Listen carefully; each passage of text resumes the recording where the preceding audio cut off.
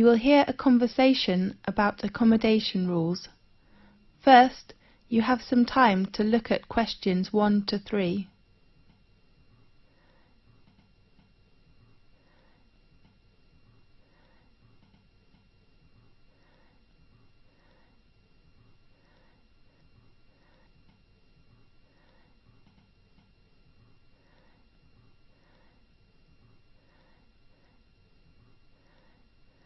You will see there is an example that has been done for you.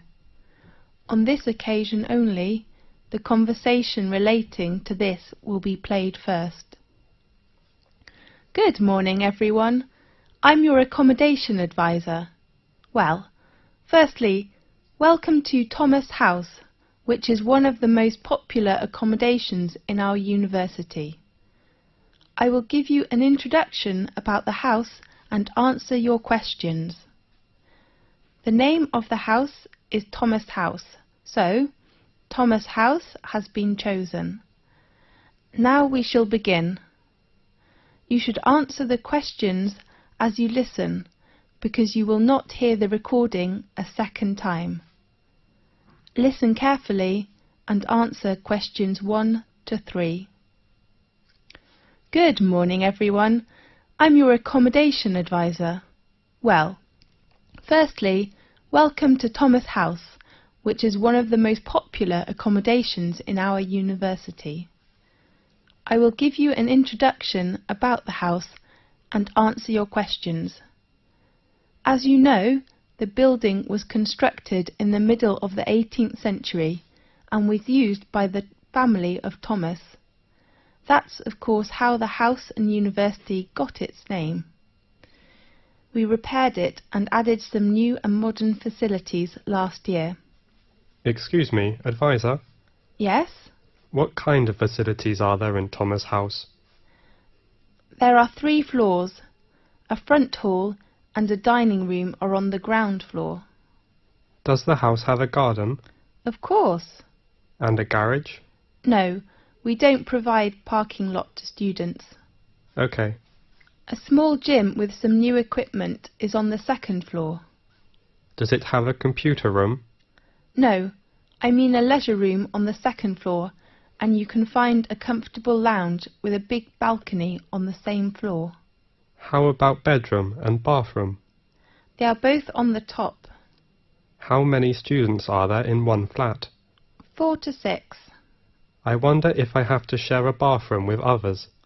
No, we provide every student a bedroom and a bathroom. Great.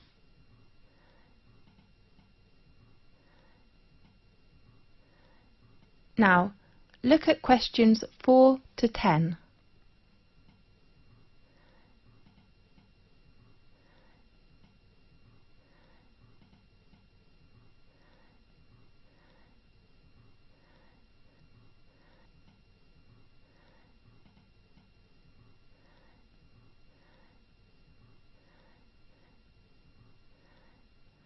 Now listen carefully and answer questions 4 to 10.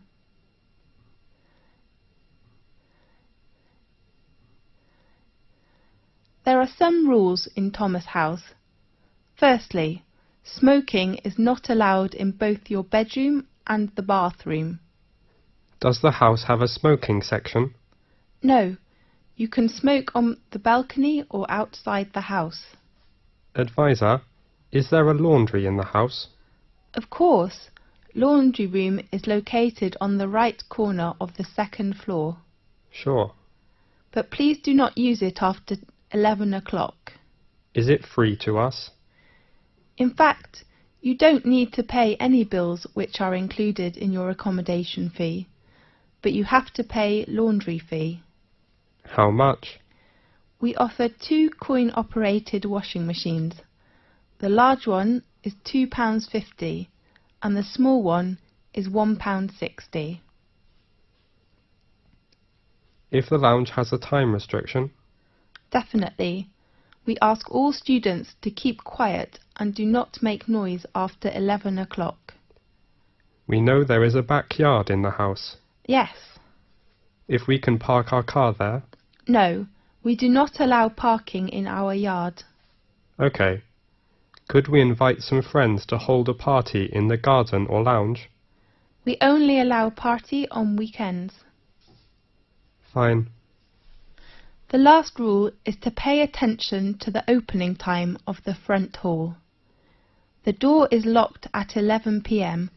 and opened again at 6 a.m. in the next morning. Remember to take the front door key when you go out early or come back late. How could we get the front door key? You can go to Residence Office building and get your key in room 101. Sure. Well, any questions? This is the end of section 1. You now have half a minute to check your answers.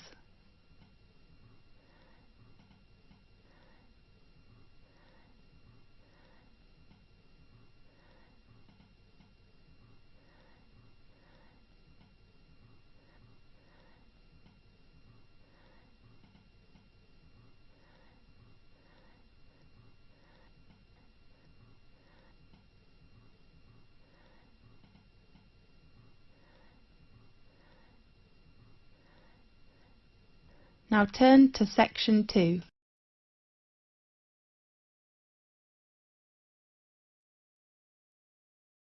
Section 2. You will hear an introduction about sports matches. First, you have some time to look at questions 11 to 17.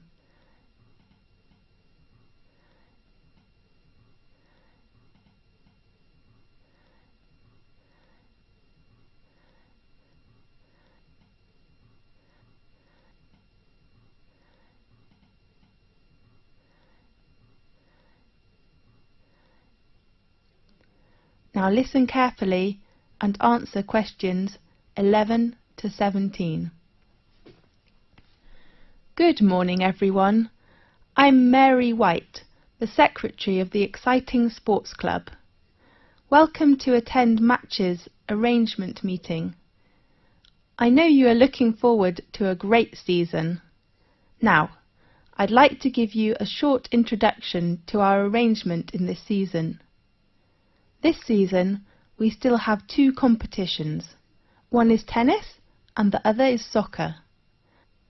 Let's start with tennis. There will be 6 teams competition.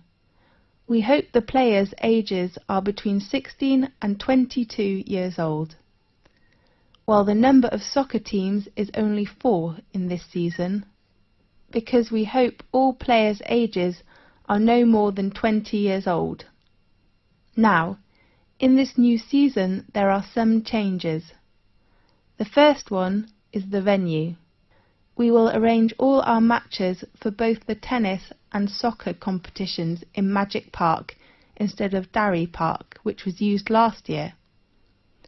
Tennis matches will be arranged on Court 2 and Court 4 will hold soccer matches. Our match schedule: all tennis matches will be played on Sunday afternoons. All matches will begin at 2 o'clock. Soccer matches in this season will be played at 7 o'clock on Saturday evenings. The joining fee is still £30, including a new sport gear. We still offer a week of training session before formal match for our new players. There are 2 training sessions at 3 p.m. to 5 p.m. on next Friday and Saturday afternoon. The fee is only £12. Now, I'd like to introduce the coach of each training session, George Hanson, who has been supervised the tennis teams for over 4 years, will still be coach this season. While we will invite a good soccer coach who has enough patience and professional skills to work as this season's soccer coach. His name is Paul Batt.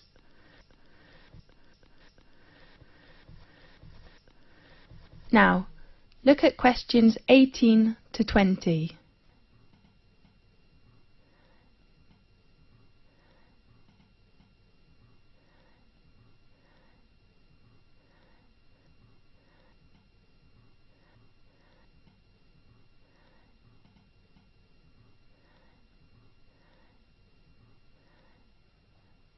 Now, listen carefully and answer questions 18 to 20.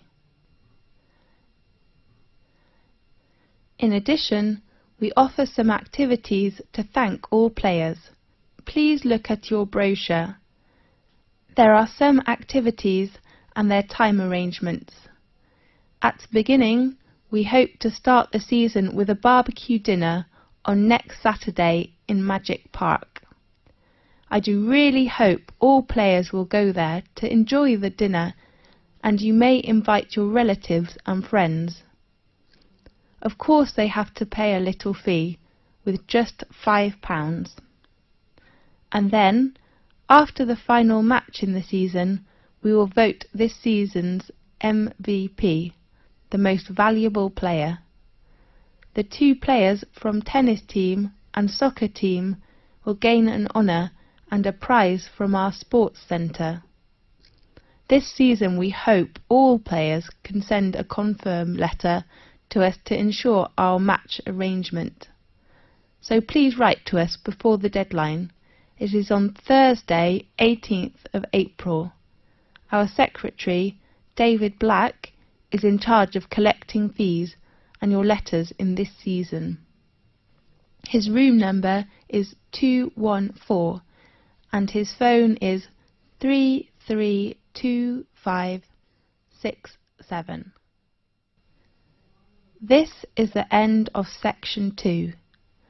You now have half a minute to check your answers.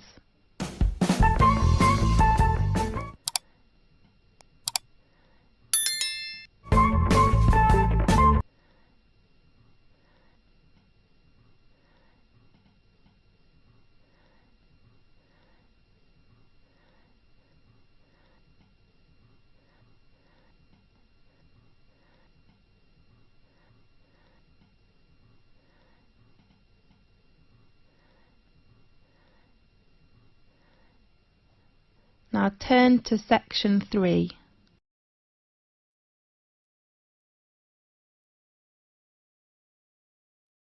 Section 3. You will hear a conversation about a student thesis. First, you have some time to look at questions 21 to 24.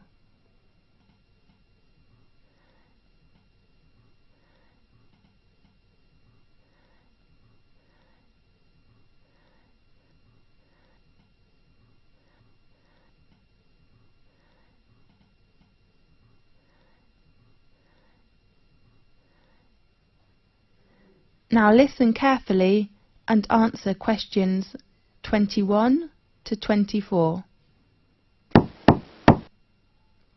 Come in, please. Good afternoon. Oh, I am sorry. Is it Professor Lee's office room? No, it is room 640. His new room number is 614 on the right of this corridor. Thanks a lot. You're welcome. Come in, please. Good afternoon, Professor Lee. Good afternoon. Come in, please. I remember our tutorial time is at 2 o'clock, right? Really? Oh, I am so sorry. I remember it is at 1:30. So I go to common room to wait for 30 minutes, okay? No, I'm free now. Let's begin. I am so sorry. That doesn't matter. So, how about your work? In fact, Professor Lee, can I get an extension of time to hand in my work? I mean, I hope to extend my thesis deadline. James, you know extension is usually given only for medical or accident reasons. So what's your problem? You have a good beginning with your draft, isn't it right? Yes, well, I'm having too many reading materials to read. Too many? How many? Besides academic journals, I have about 15 books to read next month. I don't think I can finish them. Oh, darling, you do not need to read them all. What do you mean? I mean, you can choose some parts of these books which can help your work. Really? Could you give me some suggestions? Sure.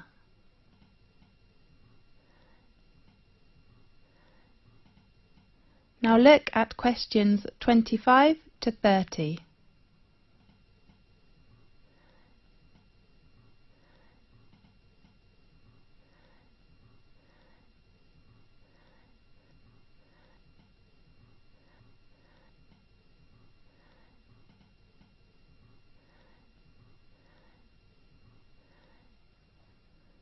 Now listen carefully and answer questions 25 to 30.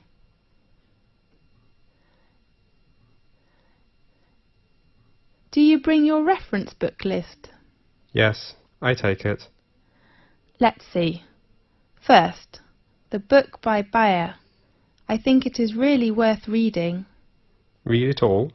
Yes, the topic of the book is nearly the same field with you. Okay, I'll read Bayer's book. The next author is Oliver. I heard that his argument is very strong, but the book is a little difficult. You are right, but I still recommend you to know about his argument, which will give you a lot of help. Fine. Do you think I should read Billy's book? About Billy. I have to say his work is very good, especially his research method, but you do not need to read it now. Right. The last author is Andrew. How about his book? In my opinion, the one by Andrew says the research findings. I mean, his last part is very excellent, clear and persuasive. I agree with you. I'm reading the book now. Great. How about others? I suggest you finish these books next month, and then we will talk about others, okay? Okay. Have you begun your research work? Yes. How are things going? That's okay, except the research method. What's wrong with the method? I have made some interviews, Yes. but I found they couldn't give me the data I need. Who are the interviewees? Some are our classmates and others are schoolmates. Oh no. James, it's better for you to interview some professionals. Do you think it is better for me to change another research method, such as questionnaire? I don't think you will have enough time to design it and then analyse your research data. That will waste you a lot of time. You're right. And pay attention to your reference. Reference books? No, I mean you should make clearly about what reference books you read, and then write them after your thesis. Okay, I'll make them clear. Fine. I hope to see your work quickly. I hope too. Thanks for your help, Professor Lee. That's okay. See you next time. See you. This is the end of section 3. You now have half a minute to check your answers.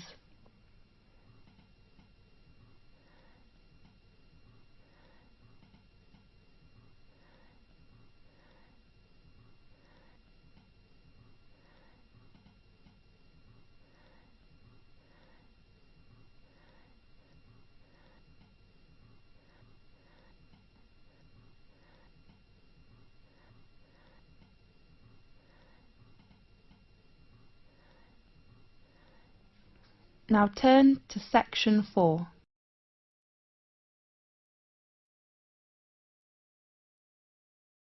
Section 4. You will hear a conversation about astronomy. First, you have some time to look at questions 31 to 40.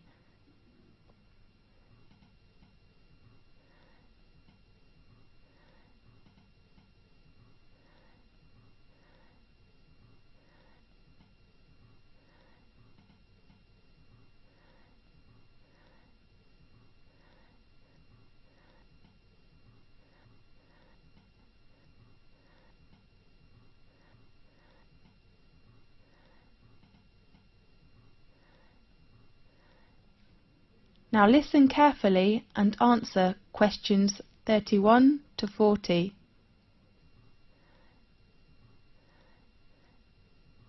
This is Magic Time from the BBC. I am Faith. In today's programme, we invite a Professor of Astronomy. Welcome, Lewis. Thanks a lot, Faith. What magic information will you introduce to us? We all know the Leonidas in August are coming, so today let's talk about meteors. Good topic. At one time or another, almost everyone has glimpsed a swift little streak of light dashing across the night sky. Nearly everyone makes wishes when they see them, and blame both good and bad luck on their presence. Yes, these sudden celestial visitors are meteors. We often call it shooting star. The glowing trails are caused by the incineration of a piece of celestial debris entering our atmosphere. Many meteors are quick flashes, but some last long enough for us to track their brief course across the sky. Right. Now and then, a meteor truly will light up the night, blazing brighter than Venus, although rarely, even brighter than the moon, leaving in its wake a dimly glowing trail that may persist for minutes.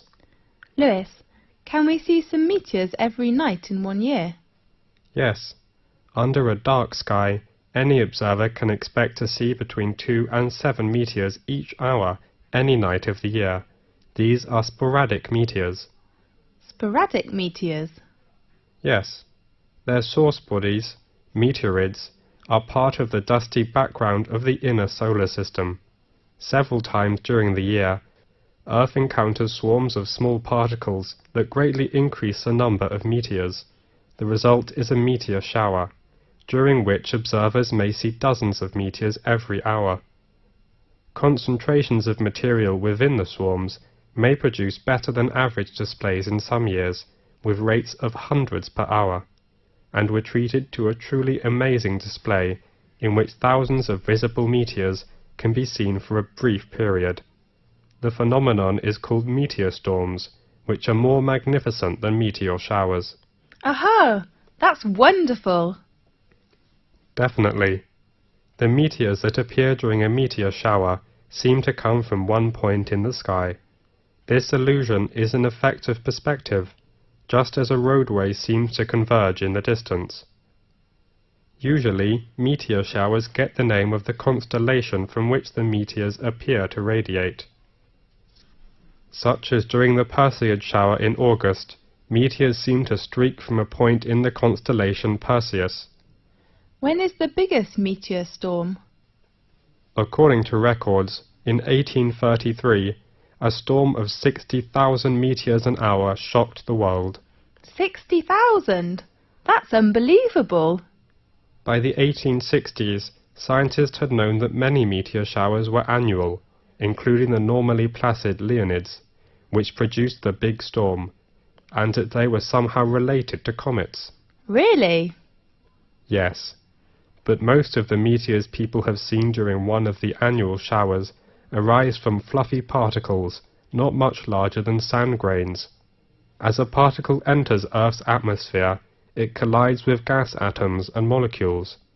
The particle becomes wrapped in a glowing sheath of heated air and vaporized material boiled off its own surface.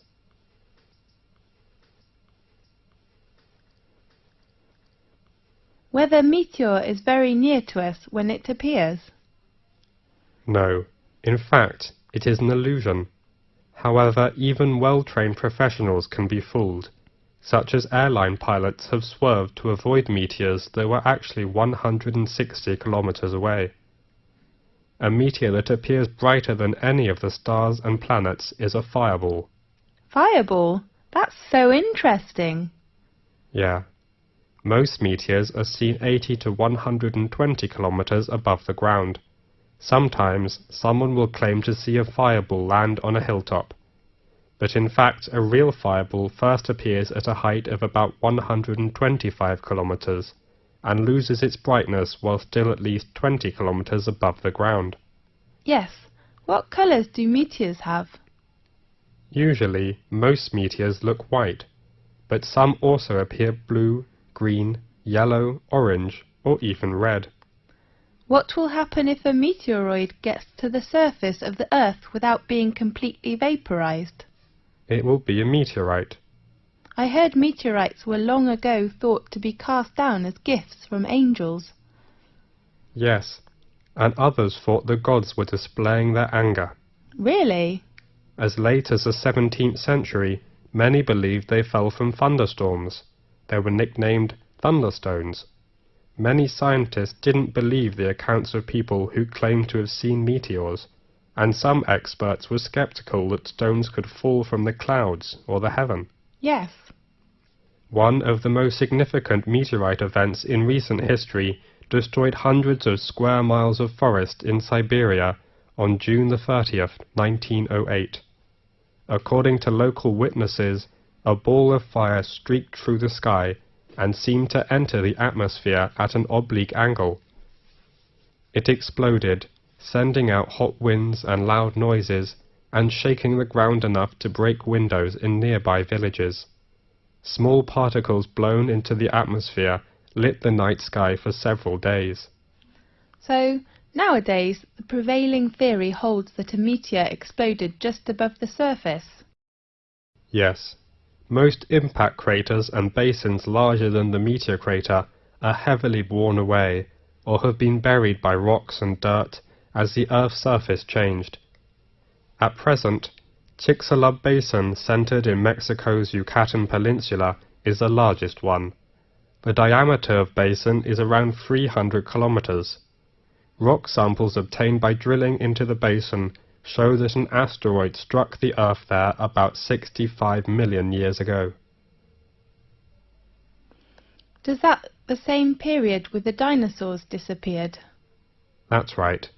Many scientists believe this debris caused climate changes which made the dinosaurs not survive. We do really hope that will never happen again. Right. OK, thanks for watching today's programme. See you next week.